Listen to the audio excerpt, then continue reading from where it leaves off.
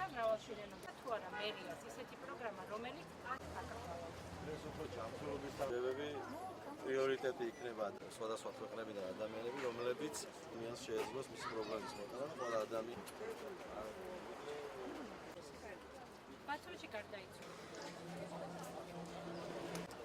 პირველ რიგში სტუდენტი ვარ და სტუდენტებთან დაკავშირებით დავსვი შეკითხვები, ასევე ხალხთან დაკავშირებით და წინასაარჩევნო დაპირებები, ანუ რას განხორციელებს ჩვენი ბათუმის მერი მისი მოსვლის შემთხვევაში. არაფერი არ გაკეთებულა, არც ინფრასტრუქტურა, არც სამუშაო ადგილები შექმნილა და არანაირი ყურადღება არ ექცევა ადამიანებს.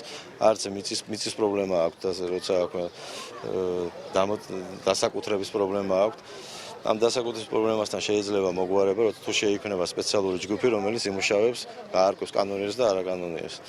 და რაც შეეხება დასაქმებასთან დაკავშირებით, ხალხი არის 90% დაუსაქმებელი, მივცეთ სპეციალური პროგრამას, რომელიც გამოიყენება დასაქმების თვალსაზრისით.